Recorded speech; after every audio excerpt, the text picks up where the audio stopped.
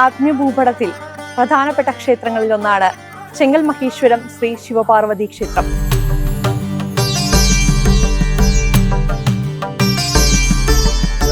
വർഷങ്ങൾക്ക് മുമ്പും ഇവിടെ ശിവനും പാർവതിയും ഗണപതിയും മുരുകനും ഒക്കെ ഉണ്ടായിരുന്നു. എൻ്റെ ജനനത്തോടുകൂടെ ആണ് ഈ ക്ഷേത്രത്തിൻ്റെ അടുത്ത ആവിർഭാവം വരുന്നത്. ശിവനും പാർവതിയും ഒരേ പീഠത്തിലിരിക്കുന്ന പ്രതിഷ്ഠയാണ്. അത് അപൂർവമായിട്ടുള്ള ഒരു പ്രതിഷ്ഠയാണ്. ശിവനും പാർവതിയും പുറ്റിൻ്റെ രൂപത്തിൽ ഒരേപോലെ ഭക്തർക്ക് അനുഗ്രഹം കൊടുക്കുന്ന രീതിയിലാണ് അത് വളർന്നു വന്നത്. ശരിക്കും പറഞ്ഞാൽ ലോകത്തിലെവിടെ പോയിരുന്നാലും ഇങ്ങനെയുള്ള ഒരു പ്രതിഷ്ഠ നമുക്ക് കാണാൻ സാധിക്കും.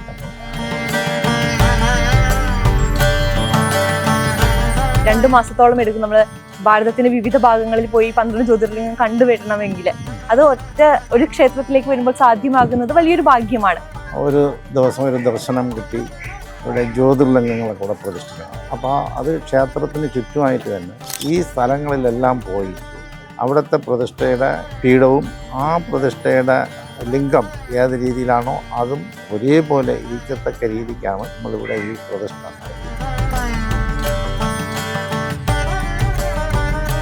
ലോകത്തിലെ തന്നെ ഏറ്റവും വലിയ ശിവലിംഗങ്ങളിൽ ഒന്നാണ് നമ്മുടെ ക്ഷേത്രത്തിലുള്ള ശിവലിംഗം എന്ന് പറയുന്നത്. നമുക്ക് ആ ശിവലിംഗത്തിനുള്ളിലേക്ക് പ്രവേശിക്കാനും കൈലാസനാഥനെ കാണാനുമുള്ള ഭാഗ്യം കിട്ടുന്നുണ്ട് ചെങ്കലിലേക്ക് എത്തുമ്പോൾ. നമ്മളിലൂടെയാണ് നമ്മൾ ഈശ്വരനെ തേടേണ്ടത് എന്ന ഒരു തത്വം അത് സാമാന്യ ജനങ്ങൾക്കും ബോധ്യപ്പെടുത്തത്തക്ക രീതിക്കാണ് ശിവലിംഗത്തിൻ്റെ നിർമ്മാണം. നമസ്തേ. അനന്തപുരിയുടെ ആത്മീയ ഭൂപടത്തിൽ പ്രധാനപ്പെട്ട ക്ഷേത്രങ്ങളിലൊന്നാണ് ചെങ്കൽ മഹേശ്വരം ശ്രീ ശിവപാർവതി ക്ഷേത്രം. 5000-ഓളം വർഷത്തിന്റെ പഴക്കമുള്ള ഈ ക്ഷേത്രത്തെക്കുറിച്ച് നമുക്കൊന്ന് കൂടുതൽ അറിയാം. ഇന്ന് എനിക്കൊപ്പമുള്ളത് ചെങ്കൽ മഹേശ്വരം ശ്രീ ശിവപാർവതി ക്ഷേത്രത്തിലെ മഠാധിപതിയായിട്ടുള്ള ശ്രീ മഹേശ്വരാനന്ദ സരസ്വതിയാണ്. സ്വാമിജി നമസ്തേ. നമസ്തേ. 5000-ഓളം വർഷം പഴക്കമുള്ള ഒരു ക്ഷേത്രം. നമ്മളെയൊക്കെ സംബന്ധിച്ച് നമ്മുടെ പൈതൃകത്തോട് അത്രത്തോളം ചേർന്ന് നിൽക്കുന്ന ഒരു ക്ഷേത്രമാണ് ചെങ്കൽ ക്ഷേത്രം എന്ന് പറയുന്നത്. എങ്ങനെയാണ് സ്വാമിജി ഈ ക്ഷേത്രത്തിൻ്റെ ഒരു തുടക്കം? ഈ ക്ഷേത്രത്തിൻ്റെ തുടക്കം എന്ന് പറയുന്നത് എൻ്റെ ജനനത്തോടുകൂടെയാണ്. എൻ്റെ ജനനത്തോടുകൂടെ ഇവിടെ ഈ ക്ഷേത്രം ആവിർഭവിക്കുന്ന ഒരവസ്ഥയിൽ വന്നു. അത് കാലക്രമത്തിൽ ഇപ്പോൾ ഈ കാണുന്ന ഈ കാര്യങ്ങളെല്ലാം ചെയ്യാൻ സാധിച്ചു. അതെല്ലാം ഞാൻ ഉദ്ദേശിക്കുന്നത് ഭഗവാന്റെ പ്രത്യക്ഷമായ ഒരു അനുഗ്രഹം ഉള്ളതുകൊണ്ട് മാത്രമാണ് ഇത്രയും കാര്യങ്ങൾ ചെയ്യാനും ഇത്രയും പ്രതിഷ്ഠകൾ നടത്താനും എല്ലാത്തിനും സാധിച്ചത്. കാരണം ഇത് ദേവപ്രശ്നത്തിലാണ് 5000 വർഷങ്ങൾക്ക് മുമ്പ് ഒരു ക്ഷേത്രം ഉണ്ടായിരുന്നു എന്നുള്ളത് തെളിഞ്ഞത്. അപ്പോൾ അത് ഈ പ്രകൃതി ക്ഷോഭം മൂലം നശിക്കപ്പെട്ട ഒരു അമ്പലമായി പോയി. അതായത് 5000 വർഷങ്ങൾക്ക് മുമ്പും ഇവിടെ ശിവനും പാർവതിയും ഗണപതിയും മുരുകനും ഒക്കെ ഉണ്ടായിരുന്നു. അത് ഭൂമി ഉലുക്കം പോലെ സംഭവിച്ച് എല്ലാം നഷ്ടപ്പെട്ടു പോയി. അപ്പോൾ അന്ന് ജീവിച്ചിരുന്ന ആളുകളെല്ലാം ഇവിടെ നിന്ന് പലായനം ചെയ്തു പോവുകയും പിന്നെ ഇതൊരു വനാന്തര ഭൂമി പോലെ കിടക്കുകയും ചെയ്തിരുന്നു. അതിനുശേഷം എൻ്റെ ജനനത്തോടുകൂടെയാണ്, ഞാൻ ജനിക്കുന്നത് തന്നെ ജഡയോടുകൂടെയാണ്. അപ്പോൾ എൻ്റെ ജനനത്തോടുകൂടെ ആണ് ഈ ക്ഷേത്രത്തിൻ്റെ അടുത്ത ആവിർഭാവം വരുന്നത്. അതിന് കാരണഭൂതമായിട്ടുള്ളത് ഞാൻ ജനിച്ച വീട്ടിൻ്റെ കന്നിമമുറിയിൽ ശിവൻ്റെയും പാർവതിയുടെയും രൂപത്തിലുള്ള ഒരു പുറ്റ് വളർന്നു. ആ പുറ്റിന് മുമ്പ് എനിക്ക് 3 വയസ്സ് പ്രായമുള്ളപ്പോൾ തന്നെ പോയിരുന്ന് എൻ്റെ പുഷ്പങ്ങൾ പോലെ ഇടുന്ന ഈ കരിയെല്ലാം മറ്റൊക്കെ പറക്കിയിട്ട് അങ്ങനെ പൂജിക്കുമായിരുന്നു എന്നാണ് പറയുന്നത്. അപ്പോൾ അങ്ങനെ അത് കുറേശ്ശെ ക്രമേണ വലുതായി. അപ്പോൾ പിന്നെ ആ വീടിനെ മാറ്റി അവിടെ ഒരു തെക്കത് വെച്ചു. അത് കഴിഞ്ഞ് പിന്നെ ഇതിനെ മാറ്റിയിട്ട് ഒരു ക്ഷേത്രം പണിതു. ആ ക്ഷേത്രവും കഴിഞ്ഞതിന് ശേഷമാണ് ഇന്ന് കാണുന്ന ഈ ക്ഷേത്രം. കേരളീയ തനിമയോടുകൂടെ ഉള്ള ഒരു ക്ഷേത്രം ഇങ്ങനെ നിർമ്മിക്കണമെന്ന് തോന്നി. അപ്പോൾ അങ്ങനെ അത് ചെയ്തു. അതിൻ്റെ പ്രതിഷ്ഠകളും മറ്റു കാര്യങ്ങളും എല്ലാം നടത്തി.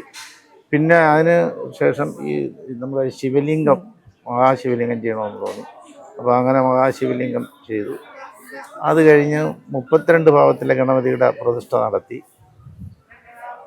അങ്ങനെ പിന്നെ അകത്ത് തന്നെ ജ്യോതിർലിംഗ പ്രതിഷ്ഠയുണ്ട്.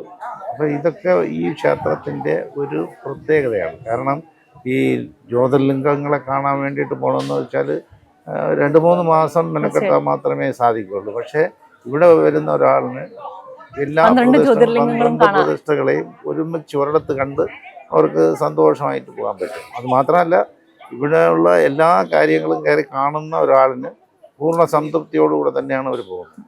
ഇപ്പൊ നമുക്കറിയാം, ക്ഷേത്രത്തിലെ പ്രതിഷ്ഠ എടുക്കുകയാണെങ്കിൽ ശിവനും പാർവതിയും ഒരേ പീഠത്തിലിരിക്കുന്ന പ്രതിഷ്ഠയാണ്. അത് അപൂർവമായിട്ടുള്ള ഒരു പ്രതിഷ്ഠയാണ്. പൊതുവെ നമ്മൾ ശിവപാർവതിമാരെ ഒരേ ശ്രീകോവിലിൽ അധികം കാണാറില്ല. എന്തുകൊണ്ടാണ് അങ്ങനെ ഒരു പ്രതിഷ്ഠ എത്തിയത് എന്നുള്ളതിന് പിന്നിൽ ഒരു കഥയുണ്ടാകും. അങ്ങനെയുള്ള ഒരു പ്രതിഷ്ഠ എത്തിയതെന്ന് പറഞ്ഞാൽ അതെല്ലാം അത് ഭഗവാന്റെ ഇഷ്ടപ്രകാരം ഭഗവാൻ ഇങ്ങനെ ഒരു പ്രതിഷ്ഠ ഇവിടെ വേണമെന്നുള്ള രീതിയിലാണ് ഈ ശിവനും പാർവതിയും പുറ്റിൻ്റെ രൂപത്തിൽ ഒരേപോലെ ഭക്തർക്ക് അനുഗ്രഹം കൊടുക്കുന്ന രീതിയിലാണ് അത് വളർന്നു വന്നത്. അപ്പോൾ അതുകൊണ്ട് തന്നെയാണ് ഇപ്പോഴും ശിവനും പാർവതിയും ഒരേ പീഠത്തിലിരിക്കുന്ന രീതിയിലുള്ള പ്രതിഷ്ഠ ഇവിടെ നടത്തിയത്. കാരണം അത് ശരിക്കും പറഞ്ഞാൽ ലോകത്തിലെവിടെ പോയിരുന്നാലും ഇങ്ങനെയുള്ള ഒരു പ്രതിഷ്ഠ നമുക്ക് കാണാൻ സാധിക്കില്ല.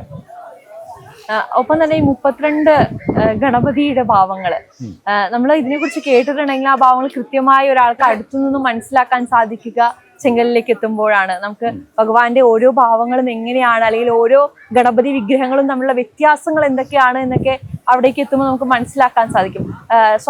എപ്പോഴാണ് സ്വാമിജി അത്തരം ഒരു തീരുമാനത്തിലേക്ക് എത്തിയത്? അല്ല, അതായത് ഞാൻ എൻ്റെ 14 വയസ്സിൽ തൊട്ട് ഞാൻ ഈ ഗണപതി ഹോമം തുടങ്ങിയ ആളാണ്. ഇപ്പം ഞാൻ ഏകദേശം ഇപ്പോൾ ശരിക്കും പറഞ്ഞാൽ ഏകദേശം 57-58 വർഷത്തോളം തുടങ്ങാതെ ദിവസവും ഗണപതി ഹോമം ചെയ്യുന്ന ഒരു സമയമാണ്. അപ്പോൾ അങ്ങനെ ഭഗവാന്റെ ഒരു ദർശനം കണ്ടു. അങ്ങനെ 32 ഭാവത്തിലുള്ള രൂപം എനിക്കുണ്ട്. അതിവിടെ പ്രതിഷ്ഠിക്കണമെന്ന് പറഞ്ഞു. അപ്പോൾ അങ്ങനെയാണ് പിന്നെ അതിനെക്കുറിച്ച് അങ്ങോട്ട് ആലോചിച്ചതും ആ കാര്യങ്ങൾ ചെയ്തത്. 32 ഭാവത്തിലെ ഗണപതി എന്ന് പറയുമ്പോൾ ബാലഗണപതി, തരുണഗണപതി, ഭക്തി ഗണപതി, വീരഗണപതി, ശക്തി ഗണപതി, ദ്വിജഗണപതി, സിദ്ധി ഗണപതി, ഉച്ഛിഷ്ട ഗണപതി, വിഘ്ന ഗണപതി, ക്ഷിപ്രഗണപതി, ഹേരംബ ഗണപതി, ലക്ഷ്മി ഗണപതി, മഹാഗണപതി, വിജയഗണപതി, നർത്തഗണപതി, ഊർത്തഗണപതി, ഏകാക്ഷര ഗണപതി, വരഗണപതി, ത്രിയക്ഷര ഗണപതി, ക്ഷിപ്രപ്രസാദ ഗണപതി, ഹരിദ്രാ ഗണപതി, ഏകദന്ത ഗണപതി, സൃഷ്ടി ഗണപതി, ഉദ്ദണ്ഡ ഗണപതി, ഋണമോച ഗണപതി, ഡുണ്ടി ഗണപതി, ദിമു ഗണപതി, ത്രിമുഖ ഗണപതി, സിംഹ ഗണപതി, യോഗ ഗണപതി, ദുർഗാ ഗണപതി, സങ്കടഹര ഗണപതി. പക്ഷേ ഈ 32 ഭാവവും വ്യത്യസ്തമായ രൂപങ്ങളിലാണ് ഇരിക്കുന്നത്. അതൊരാൾ വന്ന് ശരിക്കും ശ്രദ്ധിച്ച് നോക്കുമ്പോൾ അത് ശരിക്കും ഓരോന്നിൻ്റെയും ഭാവങ്ങളും അതിൻ്റെ വ്യത്യാസങ്ങളും മനസ്സിലാക്കാൻ പറ്റും. നമ്മൾ ചുമ്മാ ഒന്ന് നോക്കിപ്പോയാൽ അതിന് എല്ലാം ഏകദേശം ഒന്നുപോലെ ഇരിക്കുന്നു എന്ന് തോന്നും. പക്ഷേ അത് 32 ഭാവത്തിലാണ് ആ പ്രതിഷ്ഠകളിരിക്കുന്നത്. അപ്പോൾ ഇത്രയും വർഷമായി ഗണപതിയെ ഉപാസിക്കുന്ന ഒരു വ്യക്തി എന്ന നിലയ്ക്ക് സ്വാമിജിക്ക് ഏറ്റവും ഇഷ്ടമുള്ള ഗണപതിയുടെ ഭാവം ഏതാണ്? എനിക്ക് എല്ലാ ഗണപതിയും ഇഷ്ടമാണ്. 32 ഭാവത്തിലെ ഗണപതി എനിക്ക് പൂർണ്ണ ഇഷ്ടമാണ്. കാരണം ഞാൻ എല്ലാ ദിവസവും ആ 32 ഭാവത്തിലെ ഗണപതിയുടെ മുമ്പ് ഇരുന്നാണ് ഗണപതി ഹോമം നടത്തുന്നത്. അപ്പോൾ അവിടെ ഇരുന്ന് ചെയ്യുമ്പോൾ ഈ 32 ഭാവത്തിലെ ഗണപതിയെയും ചിന്തിക്കാറുണ്ട്, ധ്യാനിക്കാറുണ്ട്, അതിൻ്റെ മന്ത്രം പറയാറുണ്ട്. അപ്പോൾ എനിക്ക് എല്ലാ ഗണപതിയും ഒരു തുല്യമായിട്ടാണ് ഞാൻ കാണുന്നത്. എനിക്കതിൽ വ്യത്യസ്തമായിട്ടുള്ള ഒന്നും തോന്നാറില്ല. അപ്പോൾ 12 ജ്യോതിർലിംഗങ്ങൾ ക്ഷേത്രത്തിലേക്ക് കൊണ്ടുവരിക, അല്ലെങ്കിൽ അതിന്റെ പ്രതിഷ്ഠ നടത്തുക എന്നുള്ളൊരു തോന്നലിലേക്ക് സ്വാമിജി പറഞ്ഞു. ഒരുപാട് 2 മാസത്തോളം എടുക്കും നമ്മൾ ഭാരതത്തിന്റെ വിവിധ ഭാഗങ്ങളിൽ പോയി 12 ജ്യോതിർലിംഗം കണ്ടുവരണമെങ്കിൽ. അത് ഒരു ക്ഷേത്രത്തിലേക്ക് വരുമ്പോൾ സാധ്യമാകുന്നത് വലിയൊരു ഭാഗ്യമാണ്. അപ്പൊ എപ്പോഴാണ് സ്വാമിജി അങ്ങനെ ഒരു തീരുമാനം എടുക്കാനുണ്ടായത്? ഞാൻ ഈ ക്ഷേത്രത്തിന്റെ ഇപ്പോഴത്തെ ഈ ക്ഷേത്രത്തിന്റെ പ്രതിഷ്ഠ നടത്തിയത് 17-ലായിരുന്നു. അപ്പോൾ 17-ൽ ഇതിന്റെ പ്രതിഷ്ഠ കഴിഞ്ഞപ്പോൾ ഒരു ദിവസം ഒരു ദർശനം കിട്ടി. ഇവിടെ ജ്യോതിർലിംഗങ്ങളെ കൂടെ പ്രതിഷ്ഠിക്കണം. അപ്പോൾ അത് ക്ഷേത്രത്തിന് ചുറ്റുമായിട്ട് തന്നെ ക്ഷേത്രത്തിനകത്തെ ചുറ്റമ്പലത്തിനകത്ത് തന്നെ 12 പീഠങ്ങൾ വെച്ചിട്ട് അതിൽ എൻ്റെ പ്രതിഷ്ഠ നടത്തി. ഈ പ്രതിഷ്ഠ നടത്തിയത് ശരിക്കും പറഞ്ഞാൽ ഈ സ്ഥലങ്ങളിലെല്ലാം പോയിട്ട് അവിടുത്തെ പ്രതിഷ്ഠയുടെ പിന്നെ പീഠവും ആ പ്രതിഷ്ഠയുടെ ലിംഗം ഏത് രീതിയിലാണോ അതും ഒരേപോലെ ഇരിക്കത്തക്ക രീതിക്കാണ് നമ്മളിവിടെ ഈ പ്രതിഷ്ഠ നടത്തിയിട്ടുള്ളത്. നമ്മൾ എൻ്റെ പിന്നിൽ ഒരുപാട് ത്യാഗങ്ങളും പ്രയാസങ്ങളൊക്കെ വന്നിട്ടുണ്ട്. പക്ഷേ അതൊന്നും വകവയ്ക്കാതെ എല്ലാം പോയി കൊണ്ടുവന്ന് ഇവിടെ പ്രതിഷ്ഠിച്ചു. കാരണം ഈ കാണുന്നവർക്കെല്ലാം അല്ലെങ്കിൽ വന്ന് തൊഴുന്നവർക്കെല്ലാം അതിൻ്റെ ഒരു അനുഗ്രഹം പൂർണ്ണമായിട്ട് കിട്ടണം. അത് കിട്ടുന്നുണ്ട്. ഇവിടെ വന്ന് പ്രാർത്ഥിക്കുന്നവർക്കെല്ലാം അവരെന്ത് കാര്യമാണോ പ്രാർത്ഥിക്കുന്നത് അതെല്ലാം അവർക്ക് സാധിക്കും. ഇപ്പൊ നമുക്കറിയാം ലോകത്തിലെ തന്നെ ഏറ്റവും വലിയ ശിവലിംഗങ്ങളിൽ ഒന്നാണ് നമ്മുടെ ക്ഷേത്രത്തിലുള്ള ശിവലിംഗം എന്ന് പറയുന്നത്. 111.2 അടി ഉയരമാണ് ശിവലിംഗത്തിനുള്ളത്. ആ ഉയരത്തിലുപരി തന്നെ നമുക്ക് ആ ശിവലിംഗത്തിനുള്ളിലേക്ക് പ്രവേശിക്കാനും കൈലാസനാഥനെ കാണാനുമുള്ള ഭാഗ്യം കിട്ടുന്നുണ്ട് ചെങ്കലിലേക്ക് എത്തുമ്പോൾ. ഇപ്പൊ നമുക്കറിയാം ഇന്നത്തെ കാലത്ത് ഭൗതികമായ കാര്യങ്ങളെയാണ് കൂടുതലും ആളുകൾ ആശ്രയിക്കുന്നത്. അതാണ് അവരെ ആത്മീയതയിലേക്ക് കൊണ്ടുവരാനുള്ള ഏറ്റവും നല്ല മാർഗം എന്ന് സ്വാമിജിക്ക് തോന്നിയത് കൊണ്ടാണോ ഇങ്ങനെ ഒരു രീതിയിൽ ഒരു ശിവലിംഗം പണിയാമെന്നുള്ളൊരു അല്ല, അത് ശരിക്കും പറഞ്ഞാൽ ഇപ്പോൾ നമുക്ക് ഈ ആചാര്യന്മാരും മറ്റുള്ള ആളുകളൊക്കെ ഒരുപാടുണ്ടെങ്കിലും നമ്മളിലൂടെയാണ് നമ്മൾ ഈശ്വരനെ തേടേണ്ടത് എന്ന ഒരു തത്വം അത് സാമാന്യ ജനങ്ങൾക്കും ബോധ്യപ്പെടുത്തത്തക്ക രീതിക്കാണ് ഈ ശിവലിംഗത്തിൻ്റെ നിർമ്മാണം. അതായത് നമ്മുടെ ശരീരത്തിൽ തന്നെ 6 ആധാരങ്ങളുണ്ട്.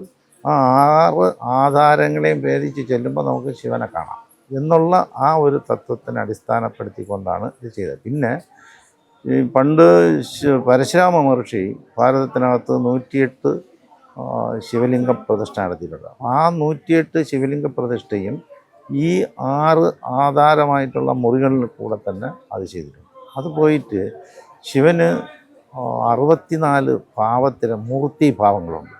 ആ മൂർത്തി ഭാവങ്ങളെ അതിനകത്ത് ചെയ്തിട്ടുണ്ട്. അപ്പോൾ ഇതൊന്നും പലർക്കും അറിഞ്ഞുകൂടാ, കണ്ടിട്ടില്ല, അങ്ങനെയുള്ളൊരവസ്ഥയാണ്. അപ്പോൾ അത് കണ്ട് മനസ്സിലാക്കുമ്പോൾ അവർക്കത് മനസ്സിൽ തങ്ങി നിൽക്കും, കുറച്ച് അറിവ് കിട്ടും എന്നുള്ള ഒരു ഉദ്ദേശത്തോടുകൂടെ തന്നെയാണ് ചെയ്തത്.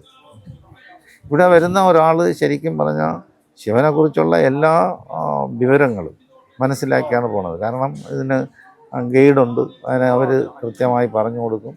അപ്പോൾ ആ ഒരു രീതിയിൽ ശിവനെ മനസ്സിലാക്കുന്നതിനൊപ്പം തന്നെ ഇപ്പൊ നമ്മുടെ മൂലാധാര ചക്രം മുതൽ സഹസ്രാരം വരെയുള്ള നമ്മുടെ ചക്രങ്ങളെ കുറിച്ചുള്ള ഒരു ബോധവും ഈ യാത്രയിൽ ലഭിക്കും എന്നുള്ളതല്ലേ? അതെ അതെ. അതായത് നമ്മൾ എങ്ങനെയാണ് ജീവിക്കേണ്ടത്, നമ്മുടെ ജീവിതം ഏത് രീതിയിലാകണം എന്നുള്ളതിനെ കുറിച്ചുള്ള എല്ലാ രീതിയും, അതായത് മൂലാധാരം, സ്വാധിഷ്ഠാനം, മണിപൂരം, അനാഥാജ്ഞ, വിശുദ്ധി എന്നുള്ള ആ ഒരു ചക്രങ്ങൾ കടന്നു പോകുമ്പോൾ, ആ ഒരു ധ്യാനത്തിലൂടെ പോകുമ്പോൾ ഈ ഇന്ന് നമുക്ക് ഇവിടെ നടന്നുകൊണ്ടിരിക്കുന്ന അനാചാരങ്ങളും മറ്റുള്ള കാര്യങ്ങളെല്ലാം കുറച്ച് മാറി വരും. ഇപ്പോഴത്തെ തലമുറയ്ക്ക് ഇത് ശരിക്കും പറഞ്ഞാൽ ഒരു ആത്മീയത ഭാവത്തിലേക്ക് കിട്ടുന്നില്ല. അവരെപ്പോലെ അങ്ങനെയുള്ള ആളുകൾ വന്ന് കാണുമ്പോൾ അവർക്കൊരു ആത്മീയ ഭാവം ഉണർവ് ഉണ്ടാകും എന്നുള്ളതാണ് ശരിക്കും പ്രതീക്ഷിക്കുന്നത്. അതുമാത്രമല്ല, അത് ഉണ്ടാകുന്നുണ്ട്, അത് അവരെല്ലാവരും ശ്രദ്ധിക്കുന്നു. ശിവാഞ്ജനേയം എന്ന് പറയുന്ന ഒരു കോൺസെപ്റ്റ് അതെങ്ങനെയാണ് സ്വാമിജി? ശിവാഞ്ജനേയം എന്ന് പറയുമ്പോൾ ശിവൻ ഈ ആഞ്ജനേയം എന്ന് പറഞ്ഞാൽ എല്ലാവരെയും ഒന്നിച്ച് ചേർക്കുന്ന ഒരു ഭാവത്തിലുള്ള ഒരു മൂർത്തിയാണ്. മാത്രമല്ല ശിവൻ ആഞ്ജനേയൻ 5 പേരുടെ പുത്രനാണ്. വായുധനയൻ, ആഞ്ജനേയപുത്രൻ, കേസരീധനയൻ, പാർവതീധനയൻ, ശിവഭാവൻ, അങ്ങനെ 5 പേരുടെ പുത്രനാണ്. അപ്പം അതുകൊണ്ട് ഈ വൈകുണ്ഠത്തിലേക്കുള്ള വഴി പിന്നെ ആഞ്ജനേയൻ അകത്തൂടെ ആകട്ടെ, അതായത് നമ്മൾ ശരിക്കും പറഞ്ഞാൽ അങ്ങനെ ഒരു തോന്നൽ വന്നു. അപ്പോൾ പിന്നെ അങ്ങനെ ചെയ്യണമെന്ന് വിചാരിച്ചു. അപ്പോൾ അത് അങ്ങനെ ചെയ്തു. അപ്പോൾ അത് ഇപ്പോഴും ഈ ആഞ്ജനേയ സ്വാമിയുടെ അകത്തൂടെ ഇറങ്ങി വൈകുണ്ഠത്തിലിറങ്ങി വൈകുണ്ഠത്തിൽ അഷ്ടലക്ഷ്മികളെയും തൊഴുത് താഴെ വന്ന് അനന്തശയനവും കണ്ട് പോകുന്ന ഒരാൾ അടുത്ത് അവർ ദേവലോകം കാണുകയാണ്. അപ്പം വൈകുണ്ഠം, ഇവിടെ ഈ ശിവനിലൂടെ കൈലാസം, കൈലാസത്തിൽ നിന്ന് വൈകുണ്ഠം, വൈകുണ്ഠത്തിൽ നിന്ന് അടുത്ത് ദേവലോകവും കൂടെ കണ്ടാൽ പോകുന്നു. അപ്പം ഈ ലോകത്ത് ഒരിടവും ഇല്ലാത്ത ഒരു കൺസെപ്റ്റാണിത്. അത് ആളുകൾക്ക് വന്ന് കാണുന്നവർക്ക് അത് മനസ്സിലാവും. നമുക്കറിയാം ഇപ്പോൾ ഈ ക്ഷേത്രത്തെ സംബന്ധിച്ചിട്ട് ഒരുപാട് അപൂർവതകളുള്ള ക്ഷേത്രമാണ്. ഈ ക്ഷേത്രത്തിന്റെ വിവിധ ഭാഗങ്ങളിലൂടെ നടക്കുമ്പോൾ ഇതിന്റെ ഒരു നിർമ്മിച്ച ഒരു ശൈലിയെല്ലാം നോക്കുമ്പോൾ ഞാൻ പറഞ്ഞു കേട്ടിട്ടുണ്ട് സ്വാമിജി തന്നെയാണ് അത് പ്ലാൻ ചെയ്തത്, എങ്ങനെ വേണം എന്നുള്ളതെല്ലാം സ്വാമിജിയുടെ തീരുമാനങ്ങളായിരുന്നു എന്നുള്ളത്.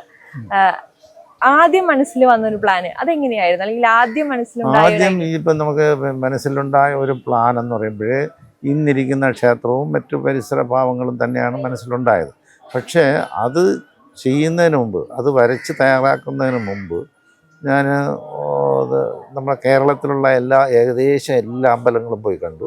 അതുപോയിട്ട് തമിഴ്നാട്ടിലും ഏകദേശം എല്ലാ അമ്പലങ്ങളും പോയി കണ്ടു. അപ്പോൾ കണ്ടപ്പോൾ എനിക്ക് തോന്നിയത് ഇതിനെല്ലാം വ്യത്യസ്തമായ രീതിയിലായിരിക്കണം ഇത് അമ്പലം പണിയേണ്ടത്. അപ്പോൾ അങ്ങനെയാണ് ഇന്നിരിക്കുന്ന ഈ ക്ഷേത്രം പണിത്. അതും കേരളീയ വാസ്തു ശാസ്ത്രപ്രകാരമാണ് അത് ചെയ്തിട്ടുള്ളത്. പക്ഷേ നമ്മൾ ചെങ്കലിലേക്ക് വരുന്ന സമയത്ത് നമുക്കിവിടെ ക്ഷേത്രത്തിലേക്ക് കടക്കുമ്പോൾ പുരുഷന്മാർക്ക് ഷർട്ട് ഊരേണ്ട ആവശ്യമില്ല. അങ്ങനെ എന്താ പറയുക, ലിമിറ്റേഷൻസ് കുറവാണ്. അല്ലെങ്കിൽ ആരെയും ഒന്നിനെയും തടയുന്നത് കണ്ടിട്ടില്ല. എന്തുകൊണ്ടാണ് ആ ഒരു രീതി അഡോപ്റ്റ് ചെയ്യാനുണ്ടായത്? അല്ല, അത് ഈ ശരിക്കും പറഞ്ഞാൽ ഏത് വസ്ത്രം ധരിക്കണം, എങ്ങനെയുള്ള വസ്ത്രം ധരിക്കണം എന്ന്, അമ്പലത്തിൽ പോകുമ്പോൾ ഏത് വസ്ത്രം ധരിക്കണം എന്നൊക്കെ വരുന്ന ഭക്തരാണ് തീരുമാനിക്കേണ്ടത്. അത് നമ്മളല്ല തീരുമാനിക്കേണ്ടത്. ഇപ്പം നമ്മൾ തീരുമാനിക്കുക എന്ന് പറഞ്ഞാൽ അത് അവരുടെ സ്വാതന്ത്ര്യത്തിനകത്ത് കയറി കടന്നാക്രമണമാണ്. അതുകൊണ്ട് ഇവിടെ യാതൊരു വസ്ത്രം ഇട്ടുകൊണ്ട് വരുന്നതിനും ഇവിടെ ആരും തടയുകയില്ല, ഒരു പ്രശ്നവും. മനസ്സിലായില്ല. അപ്പം അങ്ങനെ നമ്മൾ ചെയ്യേണ്ട കാര്യമില്ല. കാരണം വരുന്ന ഭക്തന് അവന് സന്തോഷം കിട്ടാൻ വേണ്ടിയിട്ടാണ് അമ്പലത്തിൽ പോകുന്നതും ഈശ്വരനെ തൊഴുന്നതും. അപ്പോൾ അവിടെ വരുമ്പോൾ നമുക്ക് അവർക്ക് ഇറിറ്റേഷൻ തോന്നത്തക്ക രീതിക്ക് നമ്മളെന്തെങ്കിലും പറയുന്നത് അത് ഒരു യോജിച്ച രീതിയല്ല. അപ്പോൾ അതുകൊണ്ട് ഇഷ്ടമുള്ളവർക്ക് ഇഷ്ടമുള്ള വസ്ത്രം ധരിക്കാം, ഭഗവാനെ വന്ന് തൊഴാം. വേണ്ടി ഒരു ക്രൈസ്തവ കുടുംബത്തിലാണ് സ്വാമിജി ജനിക്കുന്നത്. അവിടെ നിന്ന് ഈ ഒരു ആത്മീയ ജീവിതത്തിലേക്ക് അല്ലെങ്കിൽ സനാതന ധർമ്മത്തിലേക്കുള്ള ഒരു യാത്ര അതെങ്ങനെയായിരുന്നു?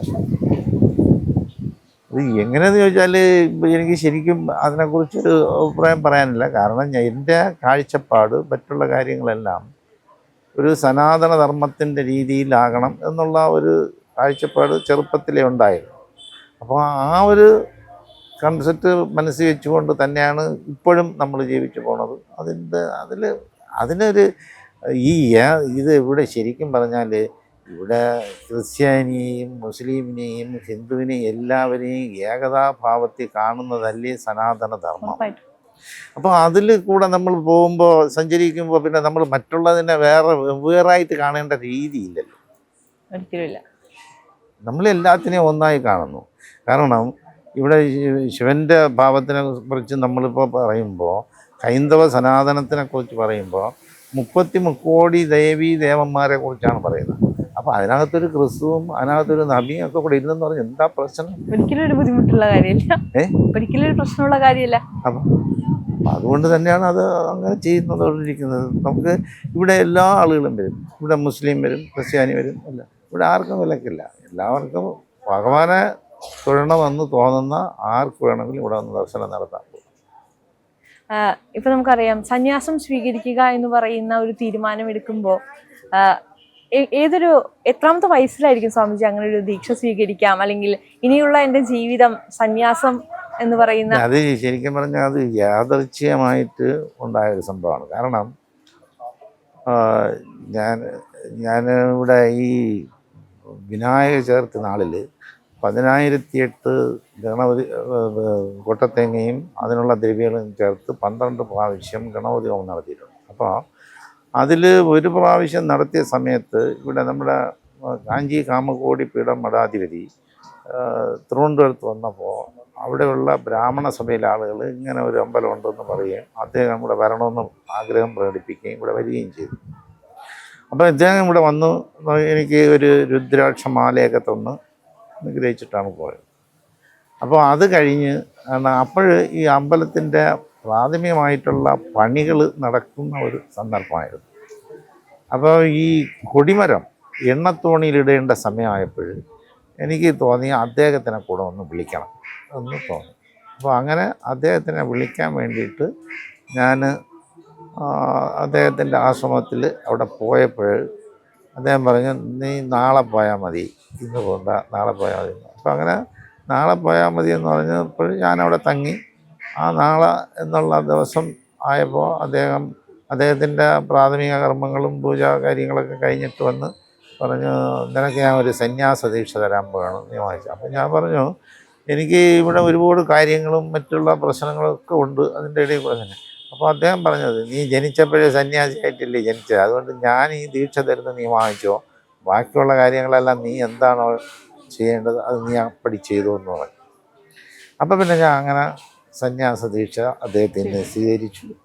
അദ്ദേഹത്തിൻ്റെ പേര് പൂർവ്വ ആശ്രമത്തിലെ പേരിനെ മാറ്റി ഇപ്പോഴത്തെ സ്വാമി മഹേശ്വരാനന്ദ സരസ്വതി എന്നുള്ള പേരുമിട്ട് കാവ്യ വസ്ത്രം എന്ന് പറഞ്ഞു. ഞാൻ അതുവരെ വെള്ള വസ്ത്രമാണ് ധരിച്ചുകൊണ്ടിരുന്നത്. അപ്പോൾ അതൊരു യാദർച്ഛ്യമായിട്ട് അങ്ങനെ സംഭവിച്ചു. കാരണം കാഞ്ചി മഠത്തിൽ നിന്ന് അങ്ങനെ ആർക്കും സന്യാസ ദീക്ഷ കൊടുക്കാറില്ല. പക്ഷെ അദ്ദേഹം എനിക്ക് തന്നു. അത് ജീവിതത്തിലെ വലിയൊരു വഴിത്തിരിവായി വഴിത്തിരിവായിട്ടാണ് മാറിയത്. കാരണം എന്താ പറഞ്ഞാൽ ഇതൊന്നും ഞാൻ പ്രതീക്ഷിക്കുന്നതല്ലല്ലോ. ഞാൻ പ്രതീക്ഷിച്ചിട്ടല്ല ഇതൊന്നും ചെയ്യുന്നത്. കാരണം ഇത് ഇവിടെ നടക്കുന്ന എല്ലാ കാര്യങ്ങളും ഒരു ദിവസം പെട്ടെന്ന് ഒരു രാത്രിയിൽ ഒരു ദർശനം തരും, ഇന്നൊക്കെ ചെയ്യണമെന്ന് പറയും. അപ്പം അങ്ങനെയാണ് ഈ കാര്യങ്ങളെല്ലാം ചെയ്തുകൊണ്ടിരിക്കുന്നത്. ഇപ്പോൾ ഒരു കാര്യത്തിനും മുൻകൂട്ടി ഒരു പ്ലാൻ ചെയ്തല്ല ചെയ്യുന്നത്. കാരണം ഭഗവാന്റെ നിർദ്ദേശം എപ്പോഴാണോ കിട്ടുന്നത് അപ്പോൾ അതിൻ്റെ കാര്യങ്ങൾ ചെയ്യും. ഇന്നിപ്പോൾ നമ്മൾ ഈ ക്ഷേത്രം കാണുമ്പോൾ നമുക്ക് വലിയ രീതിയിലുള്ള അത്ഭുതവും വലിയ രീതിയിലുള്ള സന്തോഷമൊക്കെ തോന്നാറുണ്ട്. പക്ഷേ എനിക്ക് തോന്നുന്നു ഇതിൻ്റെ തുടക്കത്തിൽ ഈ ക്ഷേത്രം പണിത് തുടങ്ങുന്ന സമയത്ത് സ്വാമിജി ഒരുപാട് കഷ്ടതകൾ അനുഭവിക്കേണ്ടി വന്നിട്ടുണ്ട്, അല്ലെങ്കിൽ ഒരുപാട് പോരാടേണ്ടി വന്നിട്ടുണ്ട് എന്ന് കേട്ടിട്ടുണ്ട്. ആ ഒരു കാലഘട്ടത്തെ കുറിച്ച് കൂടി എനിക്ക് അങ്ങനെ ഒരു പോരാട്ടമായിട്ടും തോന്നിയിട്ടില്ല. കാരണം ഇത് നമ്മുടെ നിയോഗമാണ്. അപ്പോൾ അത് നമ്മൾ ചെയ്യണം. നമ്മൾ ചെയ്യേണ്ട കർമ്മം നമ്മൾ ചെയ്തല്ലേ പറ്റുള്ളൂ. ഭഗവാൻ എന്ത് നിയോഗിക്കുന്നോ അത് ചെയ്യാൻ ഞാൻ ഇപ്പോഴും സന്നദ്ധനാണ്. അന്ന് സന്നദ്ധനായിരുന്നു. പിന്നെ എനിക്ക് അന്നും യാതൊരു ഭാവഭേദവും വന്നിട്ടില്ല. ഇന്നും എനിക്കതിൽ ഏതൊരു ഭാവഭേദവും വന്നിട്ടില്ല. ആ ഒരു രീതിയിൽ തന്നെയാണ് പോകുന്നത്. ഇന്നത്തെ തലമുറയെ നമ്മൾ എടുത്തു നോക്കുമ്പോൾ നമുക്കറിയാം, ആത്മീയത അല്ലെങ്കിൽ ഇപ്പൊ സനാതന ധർമ്മത്തെ കുറിച്ചൊക്കെ നമ്മൾ സംസാരിക്കുന്ന സമയത്ത് അത് അംഗീകരിക്കാൻ കുറച്ച് വിമുഖത കാണാറുണ്ട് നമ്മൾ ഇന്നത്തെ കുട്ടികളിൽ. ഇന്നിപ്പോ ഭജനകളൊക്കെ വന്നപ്പോഴാണ് കുട്ടികൾ കുറച്ചും കൂടി ആക്റ്റീവായി വന്നത് എന്ന് നമ്മൾ പറയാറുണ്ട്. സ്വാമിജി എങ്ങനെയാണ് യുവതലമുറയെ നോക്കി കാണുന്നത്? യുവതലമുറയെ കുറിച്ച് പറയുന്നതെന്ന് പറഞ്ഞാൽ ഇപ്പം നമുക്ക് ഇവിടുത്തെ ഭരണ സംവിധാനങ്ങൾ, മറ്റു കാര്യങ്ങൾ, കുട്ടികളെ പഠിപ്പിക്കേണ്ട രീതികൾ നമ്മൾ നേരത്തെ ഇവിടെ നമ്മൾ പഠിച്ചുകൊണ്ടിരുന്നതും കാര്യം അത് നമ്മളെ ഗുരുകുല വിദ്യാഭ്യാസ രീതിയാണ്. പക്ഷേ ഇന്ന് ആ വിദ്യാഭ്യാസ സമ്പ്രദായങ്ങളെല്ലാം മൊത്തത്തിലേ മാറി. ആ മാറിയതനുസരിച്ച് അതിന് കുറേ നന്മകളുമുണ്ട്, കുറേ അധികം തിന്മകളുമുണ്ട്. അപ്പോൾ അത് തിന്മകളെ തിരസ്കരിച്ചിട്ട് നന്മകളെ മാത്രം ഉൾക്കൊണ്ടാൽ എല്ലാം നല്ല രീതിക്ക് തന്നെ പോകും. അത് വേറെ സത്യം. അപ്പോൾ ഇപ്പോൾ ആളുകൾ കൂടുതലും വിചാരിക്കുന്നത് അവരുടെ അഭിരുചി അനുസരിച്ച് അവർ തിന്മയിലേക്ക് പോകപ്പെടുന്നുണ്ട്. അപ്പോൾ അത് ആണ് ഇതിൻ്റെ ദോഷവശങ്ങളിൽ ഒന്ന് പ്രധാനമായിട്ട്. അപ്പോൾ അതിനെ ഒന്ന് ശുദ്ധീകരിച്ച് നല്ല രീതിയിലേക്ക് കൊണ്ടുവരാൻ വേണ്ടിയിട്ടാണ് ഇതേപോലത്തെ ആത്മീയ കേന്ദ്രങ്ങളും അതുപോലുള്ള ഈ കാര്യങ്ങളൊക്കെ ഉണ്ടാകും. അതൊക്കെ വന്ന് കണ്ട് രക്ഷകർത്താക്കളാണ് ഈ കുട്ടികളെ പഠിപ്പിച്ചെടുക്കേണ്ടത്. രക്ഷകർത്താക്കളാണ് ഇന്ന് കുട്ടികളെ ഈ നല്ല രീതിയിൽ നയിക്കേണ്ടത് നമ്മളെ രക്ഷകർത്താക്കളാണ്. പക്ഷേ ഇന്ന് രക്ഷകർത്താക്കൾക്ക് പിള്ളേരെ പേടിയാണ്. അപ്പോൾ ആ പേടിക്കേണ്ട കാര്യമില്ല. യഥാർത്ഥത്തിൽ ഇതേപോലുള്ള സ്ഥലങ്ങളിൽ കൊണ്ടുപോയി പിള്ളേർക്ക് ബോധവൽക്കരണം കൊടുത്ത് അവരെ നല്ല രീതിയിൽ ആക്കിയെടുക്കണം. അത് രക്ഷകർത്താക്കളാണ് ചെയ്യേണ്ടത്. രക്ഷകർത്താക്കൾ അവരുടെ പണി ചെയ്യുന്നില്ല കൃത്യമായിട്ട്. അത് തന്നെയാണ് ഏറ്റവും വലിയ ദോഷം. ഇപ്പൊ സ്വാമിജി നേരത്തെ പറയുകയുണ്ടായി, ജനിച്ചപ്പോൾ തന്നെ ജടയോട് കൂടിയിട്ടാണ് ജനിച്ചത് എന്ന് പറയുന്നത്. അതുപോലെ തന്നെ 14-ാം വയസ്സിൽ വീട്ടിലുണ്ടായിരുന്ന പുറ്റിന് പൂജ ചെയ്തതിനെ കുറിച്ച് പറയുകയാണ്. ഇതൊക്കെ വീട്ടിലെങ്ങനെയായിരുന്നു, അല്ലെങ്കിൽ കുടുംബം എങ്ങനെയായിരുന്നു അതിനെ ആക്സെപ്റ്റ് ചെയ്തത്? അവരെല്ലാവരും നല്ല പൂർണ്ണ ഇതായിട്ട് സമ്മതിച്ചു. അതിനൊന്നും വേറെ ഒരു വിഷയം ഉണ്ടായിട്ടില്ല. അങ്ങനെ ഒരു എതിർപ്പായിട്ടുള്ള ഒരു കാര്യം. എന്നാലും ഒരു അത്ഭുതമാണല്ലോ, ഒരു ക്രൈസ്തവ കുടുംബത്തിൽ ജനിച്ച് ഭഗവാന്റെ കയ്യൊപ്പ് ആ കുഞ്ഞുനാൾ മുതലേ ലഭിച്ചു. അങ്ങ് പറഞ്ഞതുപോലെ സനാതന ധർമ്മം എന്ന് പറയുന്നത് എല്ലാം ഉൾക്കൊള്ളുന്നതാണ്. നമ്മളെല്ലാവരും ഭഗവാന്റെ മക്കളാണ്, അതെല്ലാം ശരിയാണ്. എന്നാലും ഇന്നത്തെ ഒരു രീതിയിൽ നമുക്കത് പെട്ടെന്ന് അത് കേൾക്കുമ്പോൾ ഉണ്ടാകുന്ന ഒരു മനുഷ്യൻ്റെതായ പ്രശ്നമുണ്ടല്ലോ. എൻ്റെ അച്ഛനും അമ്മയും സഹോദരങ്ങളും എന്ന് പറയുന്നത് എല്ലാവരും എല്ലാ കാര്യങ്ങളും ഉൾക്കൊള്ളാൻ തയ്യാറുള്ള ആളുകളായിരുന്നു എന്നുള്ളതാണ് സത്യം. അപ്പോൾ അതിൽ എനിക്ക് അങ്ങനെ ഒരു ബുദ്ധിമുട്ടും വീട്ടിൽ നിന്നോ അല്ലെങ്കിൽ നാട്ടുകാരിൽ നിന്നോ എനിക്കുണ്ടായിട്ടില്ല. കാരണം ഞാൻ ഇല്ലാത്ത കാര്യം പറഞ്ഞിട്ട് കാര്യമില്ല. അപ്പോൾ അതുകൊണ്ട് പിന്നെ ഈ അസൂയലുക്കളായിട്ടുള്ള ആളുകൾ എന്തെങ്കിലുമൊക്കെ പറയുകയും പിടിക്കുകയൊക്കെ ചെയ്തതാണ്. അതൊന്നും ഒരു കാര്യമുള്ളതല്ല. അതൊന്നും നമ്മുടെ വിഷയമല്ലല്ലോ. നമ്മൾ അതിൻ്റെ പിന്നാലെ പോയാലല്ലേ അതിൻ്റെ വിഷയം വരുള്ളൂ. നമുക്ക് അങ്ങനെ ഒരു ധാരണ ഇല്ലല്ലോ. അതുകൊണ്ട് പ്രശ്നമൊന്നും. നമ്മളെല്ലാവരും പറയാറ് നമ്മൾ ജനിക്കുന്നത് തന്നെ ഒരു നിയോഗവും കൊണ്ടിട്ടാണ്. അത് ഓരോരുത്തർക്കും ഓരോ നിയോഗങ്ങളായിരിക്കും. സ്വാമിജിയുടെ ജീവിതത്തിലെ നിയോഗമായിട്ട് സ്വാമിജി കാണുന്നത് എന്തിനെയാണ്? അല്ല, ഇത് തന്നെയാണ് എൻ്റെ ജീവിതത്തിൻ്റെ നിയോഗം. അതിൽ പിന്നെ വേറെ വ്യത്യാസമില്ലല്ലോ. അപ്പോൾ ഇനിയും ഒരുപാട് കാര്യങ്ങൾ ചെയ്തു തീർക്കാനുണ്ട് എന്നുള്ളതാണ്. ഇനി അങ്ങനെയുള്ള ഒരു തോന്നലൊന്നും എനിക്കില്ല. കാരണം ഭഗവാൻ എന്താണോ ഇത് ചെയ്യാൻ പറയുന്നു അത് ചെയ്തുകൊണ്ടിരിക്കുന്നു. അതുകൊണ്ട് വേറെ വിഷയമൊന്നുമില്ല. എനിക്ക് മറ്റു കൂടുതൽ കാര്യങ്ങൾ ചെയ്യണമെന്നോ അത് ചെയ്തിട്ട് അടങ്ങുമെന്നോ അങ്ങനെയൊന്നുള്ള ഇതില്ല. അതുകൊണ്ടാണല്ലോ ഇങ്ങനെ ഇത്രയും ഇതൊക്കെ നടന്നതും. ഇത്രയൊക്കെ ഒരാളിൻ്റെ കൈ കൊണ്ട് നടക്കുക എന്ന് പറയുന്നത് തന്നെ അത്ഭുതമായിട്ടുള്ള കാര്യമില്ലേ. അതിലെനിക്കൊരു അത്ഭുതവും തോന്നിയിട്ടില്ല ഇതുവരെ. അങ്ങനെ ഒരു അഹങ്കാരം തോന്നിയിട്ടില്ല. ഞാൻ എല്ലാം ഭഗവാൻ പറഞ്ഞ് ചെയ്തു. ഞാൻ ഒന്നും ചെയ്തില്ലല്ലോ.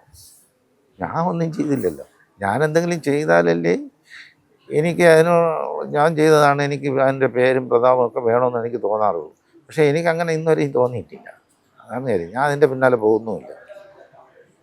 ഇന്നത്തെ കാലത്തെ നമ്മുടെ ഹൈന്ദവ ആചാരങ്ങളെ ഒരുപാട് പേര് ഹനിക്കുന്നത് നമുക്ക് കാണാൻ സാധിക്കാറുണ്ട്. ഒരു വലിയ രീതിയിൽ ചൂഷണങ്ങൾ നേരിടുന്നുണ്ട് ഹൈന്ദവ സമൂഹം.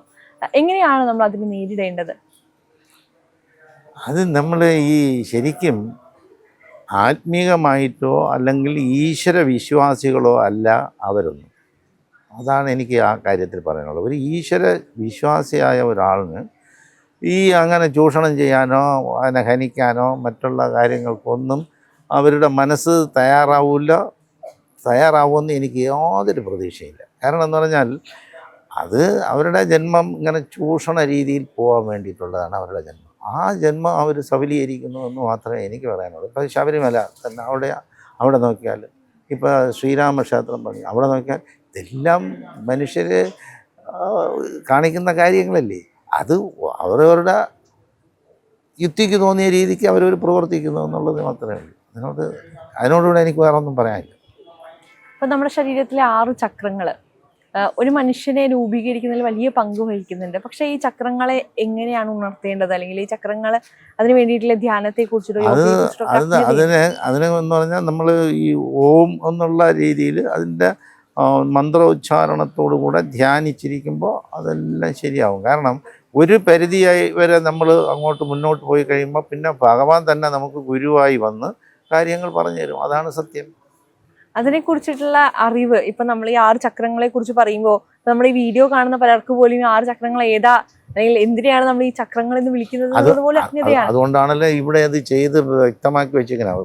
വന്ന് കണ്ടിട്ട് അത് എന്താണ് ഏതാണ് എന്നുള്ളതെല്ലാം കൃത്യമായിട്ട് ശരിയാക്കി വെച്ചിരിക്കുകയില്ലേ. അപ്പോൾ അത് ഒരാളിന് ബുക്ക് വായിച്ചെന്ന് പറഞ്ഞുകൊണ്ട് കുറച്ച് കാര്യങ്ങളൊക്കെ മനസ്സിലാവുള്ളൂ. അയാൾ ഇതുപോലെ വ്യക്തമായിട്ട് കിട്ടുകയില്ല. അത് മാത്രമല്ല നമ്മളിപ്പോൾ കണ്ട് മനസ്സിലാക്കുന്നതും വായിച്ച് മനസ്സിലാക്കുന്നതും തമ്മിൽ വ്യത്യാസമുണ്ട്. തീർച്ചയായിട്ടും. അപ്പോൾ അത് കണ്ട് മനസ്സിലാക്കാൻ വേണ്ടിയിട്ടാണ് ഇവിടെ അത് ചെയ്തിട്ടുള്ളത്. അതിന് വ്യക്തമായി അതിൻ്റെ കാര്യങ്ങളെല്ലാം അതിനകത്ത് പറയുന്നു. ഏത് ചക്രത്തിൽ ഏത് അക്ഷരം ഉപയോഗിക്കണം എന്നുള്ളത് എല്ലാം അതിനകത്ത് പറഞ്ഞു കൊടുക്കും. തീർച്ചയായിട്ടും. എന്തായാലും ഒരുപാട് സന്തോഷം സ്വാമിജി കണ്ടതിലും, ഒപ്പം തന്നെ ഇത്രയും അറിവ് ആളുകളിലേക്ക് എത്തിക്കാൻ വേണ്ടി ഇത്രയും വലിയൊരു സംരംഭം അല്ലെങ്കിൽ ഇത്രയും വലിയൊരു ക്ഷേത്രത്തിന് നേതൃത്വം നൽകുന്നതിലും. നമസ്കാരം. നമസ്കാരം.